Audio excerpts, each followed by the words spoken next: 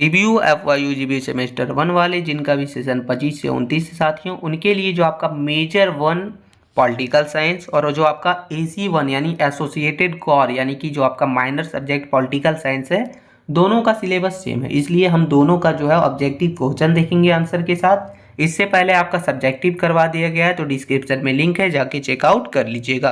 तो देखिए पहला क्वेश्चन हमारा हो जाता है दोस्तों कि संविधान की प्रस्तावना किसके द्वारा तैयार की गई थी। तो संविधान का जो प्रस्तावना हमारा है वो पंडित जवाहरलाल नेहरू के द्वारा तैयार किया गया था। तो ये सब ध्यान रखिएगा, आपका पूछा जा चुका है ये क्वेश्चन पहले भी, ठीक है। दूसरा क्वेश्चन है कि किन मौलिक अधिकारों को आपातकाल के दौरान भी निलंबित नहीं किया जा सकता, यानी कौन सा ऐसा मौलिक अधिकार है जिसको इमरजेंसी वगैरह भी लग जाता है फिर भी उसे निलंबित नहीं किया जा सकता। तो अनुच्छेद 20 और 21 के तहत मिलने वाला जो भी हमें मौलिक अधिकार है उसे निलंबित नहीं किया जा सकता है। आगे क्वेश्चन नंबर तीसरा देखते हैं। क्वेश्चन नंबर तीसरा है दोस्तों कि राज्यसभा का दूसरा नाम क्या है। तो राज्यसभा का दूसरा नाम जो है इसे अस्थाई सदन के नाम से भी जाना जाता है। चलिए क्वेश्चन नंबर चौथा देखेंगे। क्वेश्चन नंबर चौथा बोल रहा है दोस्तों कि भारत के संविधान की प्रस्तावना कब लागू हुई। तो भारत का जो संविधान है वो समझ लीजिए उसका प्रस्तावना 26 जनवरी 1950 ईस्वी को लागू हुआ था। क्वेश्चन नंबर पांचवा की ओर चलेंगे। क्वेश्चन नंबर पांचवा बोल रहा है कि संविधान सभा के अध्यक्ष कौन थे। तो संविधान सभा के अध्यक्ष जो है वो डॉक्टर राजेंद्र प्रसाद थे। कौन थे? Doctor Rajendra Prasad. Question number छठा देखेंगे साथियों। क्वेश्चन नंबर छठा है कि मौलिक अधिकार कितने हैं। जो हमारा मौलिक अधिकार है वो कितने हैं? तो 6 हैं। इससे पहले आपका 7 था, ठीक है। तो 7 था दोस्तों, ये ध्यान रखिएगा, हो सकता है पूछा जाए, हो सकता है ये पूछ ले कि कौन सा मौलिक अधिकार जो है वो हटाया गया था संशोधन के दौरान। तो वो हटाया गया था संपत्ति का अधिकार जो है उसे हटा दिया गया था। तो 7 में से 1 गया तो टोटल 6 बच गया था मेरा, ठीक है। 6 मौलिक अधिकार रह गए हैं। आगे क्वेश्चन नंबर 7वां देखेंगे कि मौलिक कर्तव्य की संख्या कितनी है। तो 11 मौलिक कर्तव्य जो है वो हमें बताया गया है संविधान के अनुसार। क्वेश्चन नंबर 8 हो गया कि भारत के राष्ट्रपति का चुनाव कौन करता है।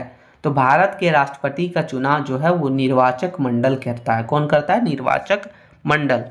और क्वेश्चन नंबर 9 है वो बहुत ही इजी क्वेश्चन है, आपको भी पता होगा कि हमारा जो राष्ट्रपति है उसका कार्यकाल कितना होता है। तो 5 साल तक होता है।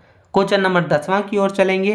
तो क्वेश्चन नंबर 10वां बोल रहा है कि भारतीय संविधान की प्रस्तावना में जो हमारा धर्मनिरपेक्ष शब्द जो है वो किस संविधान संशोधन के दौरान जोड़ा गया था। तो ये जो 42वां संशोधन हुआ था उसी दौरान जो है धर्मनिरपेक्ष शब्द को जो है वो संविधान में जोड़ा गया था। और भी बहुत सारे शब्द को जोड़ा गया था, वो भी थोड़ा सा ध्यान रखिएगा।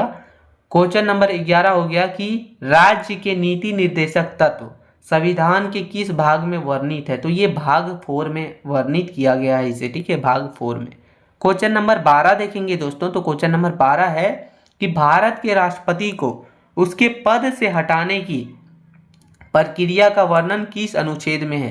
यानी मान लीजिए आपको भारत के राष्ट्रपति को अगर हटाना है तो उसका जो वर्णन कौन से अनुच्छेद में किया गया है।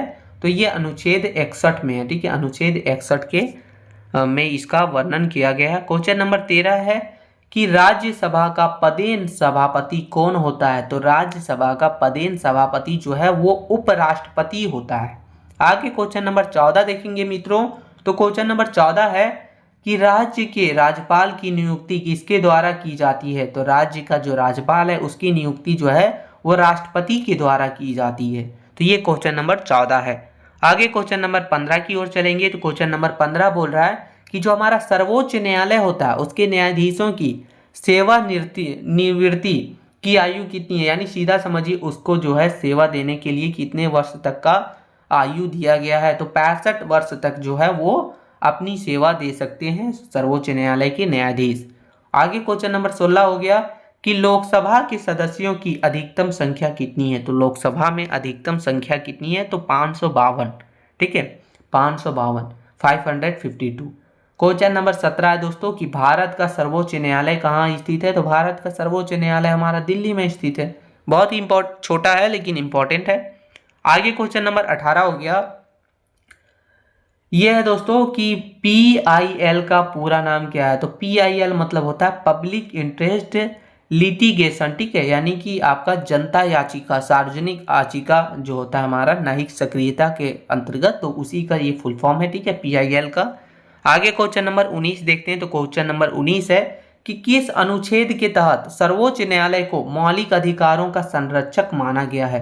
यानी मौलिक अधिकारों का संरक्षक जो है वो सर्वोच्च न्यायालय को माना गया है, लेकिन किस अनुच्छेद के तहत माना गया है, तो अनुच्छेद 32 के तहत माना गया है। कौन से? अनुच्छेद 32 के तहत जो है इसे मौलिक अधिकारों का संरक्षक माना गया है। क्वेश्चन नंबर 20 हो गया कि संसद के दोनों सदनों की संयुक्त बैठक की अध्यक्षता कौन करता है। यानी संसद के दोनों सदन का अगर संयुक्त बैठक हो रहा है तो उसकी अध्यक्षता जो है वो लोकसभा अध्यक्ष करते हैं। कौन करता है? लोकसभा अध्यक्ष। क्वेश्चन नंबर 21 हो गया दोस्तों कि समानता का अधिकार किस अनुच्छेद में है। तो समानता का अधिकार अनुच्छेद 14 से लेकर अनुच्छेद 18 तक दिया गया है हमें। आगे क्वेश्चन नंबर 22 हो गया कि स्वतंत्रता का अधिकार किस अनुच्छेद में है। तो स्वतंत्रता का अधिकार जो है वो अनुच्छेद 19 से लेकर अनुच्छेद 22 तक। क्वेश्चन नंबर 23 हो गया कि शिक्षा का अधिकार किस अनुच्छेद में है। तो शिक्षा का अधिकार अनुच्छेद 21A, ठीक है। तो ये सभी ध्यान रखिएगा, हो सकता है पूछ ले आपको। क्वेश्चन नंबर 24 है कि राज्यपाल को हटाने का अधिकार किसके पास है। यानी राज्यपाल को अगर हटाना है तो उसका अधिकार जो है वो राष्ट्रपति के पास होता है, ठीक है। आगे क्वेश्चन नंबर 25 है कि राज्यसभा के सदस्यों का कार्यकाल कितना होता है। जो हमारा राज्यसभा के सदस्य होते हैं उनका कार्यकाल 6 सालों तक होता है, 6 वर्ष तक होता है। तो ये टोटल 25 प्रश्न था दोस्तों आपके मेजर 1 और आपका माइनर पॉलिटिकल साइंस के लिए। तो आपको ये कर लेना, साथ ही साथ वन शॉट वाला जो भी वीडियो है उसे कर लीजिएगा, बहुत ही अच्छा है, बहुत ही इंपॉर्टेंट है।